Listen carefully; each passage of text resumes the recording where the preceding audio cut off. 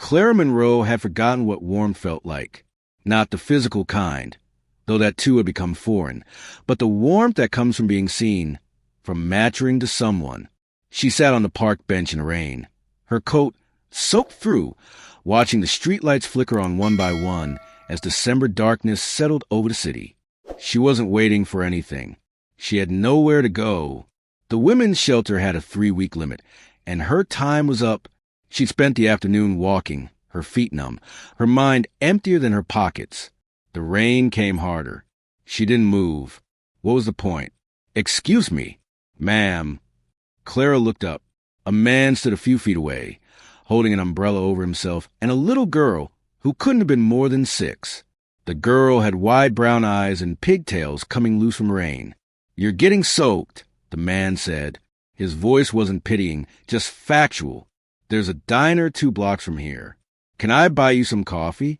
Maybe some food?" Clara opened her mouth to refuse. She'd learned not to trust kindness. It always came with strings. But something in the man's face stopped her. He looked tired, sad even, like he understood what it meant to be tired of everything. "I don't have any money," she said quietly. "I didn't ask if you did." He shifted the umbrella, slightly. "I'm Ethan. This is my daughter, Lily. We were just heading home. But we've got room for one more at the table, if you want." Lily tugged her father's sleeve. "Daddy, she's really wet." "I know, sweetheart." Clara stood. Her legs shook. "Just coffee," she said. Ethan smiled, a small, careful smile. "Just coffee." That was how it started. The diner turned into Ethan's home. Not that night. Clara wouldn't have gone, but over the next week. Ethan came back to the park 3 more times.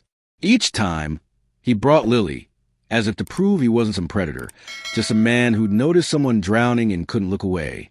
On the 4th visit, he said his furnace had broken, and the repair guy wouldn't come until Monday, so they were staying with his sister. He offered Clara the empty house for the weekend. "Just so you're not out in the cold," he said. She wanted to refuse. But the temperature had dropped below freezing, and pride couldn't keep her alive. The house was small but lived in. There were toys in the corners, dishes in the sink, photos on a fridge held up by alphabet magnets. Clara stood in the doorway, feeling like an intruder, but the heat inside wrapped around her like an embrace, and she started to cry. She couldn't remember the last time she cried. During the 10 years with Marcus, tears had been dangerous. They invited mockery, rage, another reason to be told she was weak, pathetic, unworthy. And after she lost a baby, the tiny, impossible hope she carried for 5 months before her body gave up, tears had felt pointless. She cried so much that eventually, she just stopped feeling anything at all. But now, standing in the stranger's kitchen, she cried until her chest ached. When Ethan came back Monday morning, Clara had cleaned the entire house. She didn't know why. Maybe to prove she wasn't a burden. Maybe because it was the only way she knew how to say thank you. Ethan stood in the doorway, looking around. Then he looked at her. "You didn't have to do this." "I know, but thank you." He paused, rubbing the back of his neck. "Look, I know this is going to sound crazy, but I could use some help around here. My wife passed away 2 years ago, and I've got 5 kids. I work long hours, and my sister helps when she can, but it's a lot. If you want to stay for a bit, just until you get back on your feet, I could pay you. Not much, but something. You'd have your own room. No strings." Clara stared at him. "Why are you doing this?" Ethan's face softened. "Because someone helped me once. When my wife died, I didn't think I'd make it. A neighbor brought dinner every night for 2 months. Didn't ask for anything. Just showed up. I can't pay that back to her, but I can pay it forward. And you look like someone who needs a break." Clara's throat tightened. "I don't know anything about kids.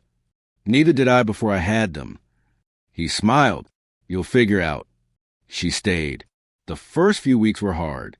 Ethan's kids ranged from 6 to 15, and they watched Clara like she was a puzzle they couldn't solve. The oldest, Ben, was polite but distant.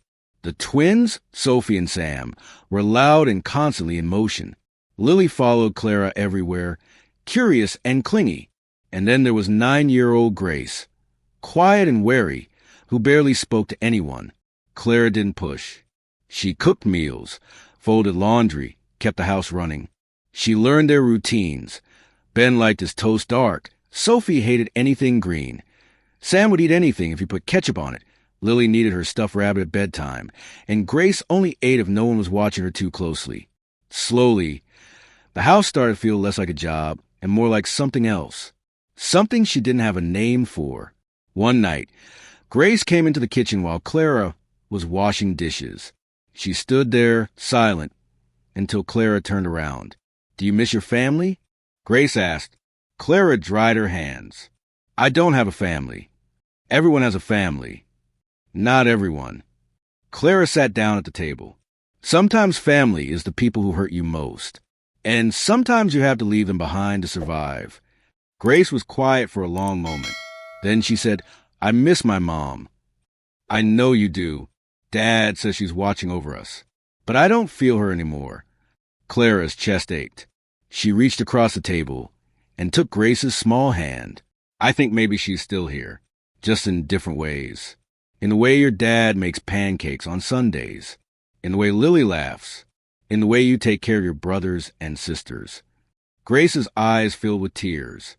"You think so?" "I do." Grace squeezed her hand. "Can I help you with the dishes?" "I'd like that." It was the first real conversation they'd had. After that night, Grace started talking more. She'd sit with Clara while she cooked, telling stories about her mom, about school, about the things that scared her. Clara listened. She didn't try to fix anything. She just listened. By spring, Clara had saved enough from her job at the cafe down the street to start looking for her own place. But every time she mentioned it, one of the kids would find a reason she should stay. Lily needed help with her school project. Sam wanted her to teach him how to make cookies. Sophie said no one else braided her hair right. And Ethan just looked at her with those sad, tired eyes and said, "Stay as long as you want."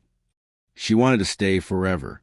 The realization hit her one Sunday morning while they were all sitting around the table, arguing about what movie to watch. Ethan was laughing, his hand resting on the back of her chair, and she thought, this is what home feels like.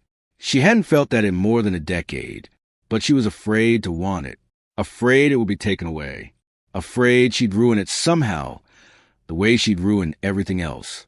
Then Marcus showed up. He found her at the cafe. She was wiping down tables when she looked up and saw him standing in the doorway. Her entire body went cold. "Clara." His voice was smooth, familiar, venomous.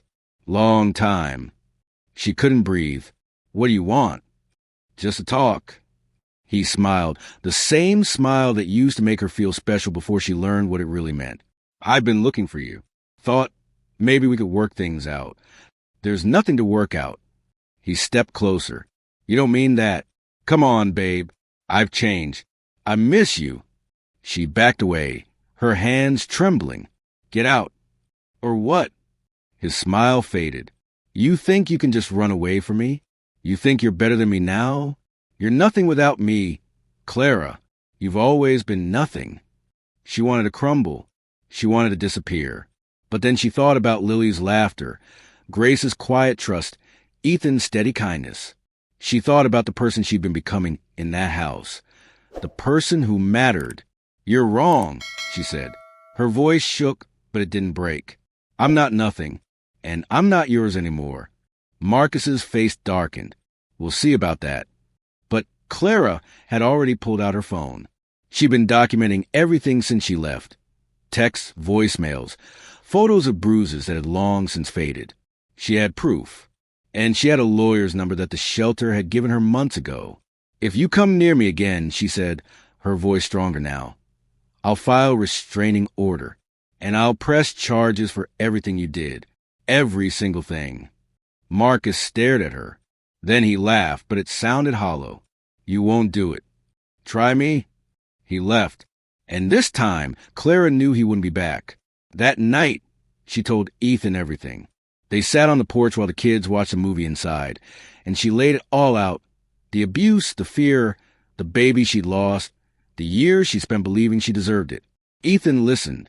When she finished, he didn't try to fix it. He just said, "I'm glad you're here now." "Me too." He looked at her, his expression soft and uncertain. "Clara, I don't know how to say this, but you've become part of this family. The kids love you. I love—" He stopped, his face flushing. "I mean, we all care about you. A lot." Clara's heart pounded. "Ethan, you don't have to say anything. I just wanted you to know." She reached for his hand. "I care about you too. About all of you. More than I thought I could care about anything again." He smiled, and it was the first time she'd seen him look truly happy.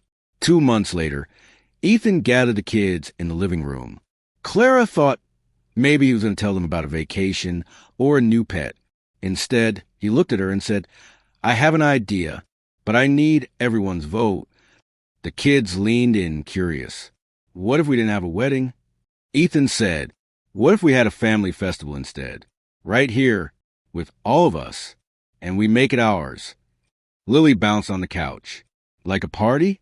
"Exactly like a party, with decorations and food and music. And we all celebrate becoming a family. Officially." Ben looked at Clara. "Are you okay with that?"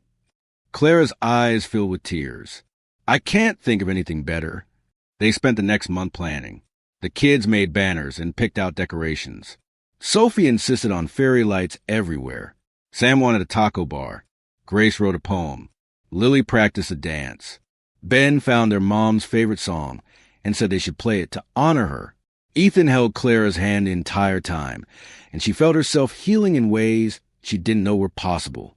The day of the festival, the house was full of light, laughter, and love. There was no officiant, no formal vows, just a family standing together, choosing each other. When it was Clara's turn to speak, she looked at each of the kids, then at Ethan. "I spent a long time thinking I didn't deserve to be happy. But you showed me that family isn't about deserving. It's about showing up. It's about choosing to stay. And I choose you, all of you, every single day." Lily ran up and hugged her, then Sophie and Sam, then Grace and Ben, and finally Ethan, his arms wrapping around all of them.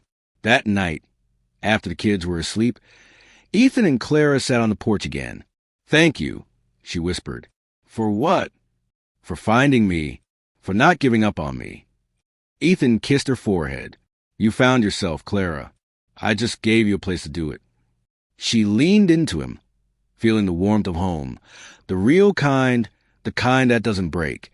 And for the first time in more than 10 years, she believed she was exactly where she belonged.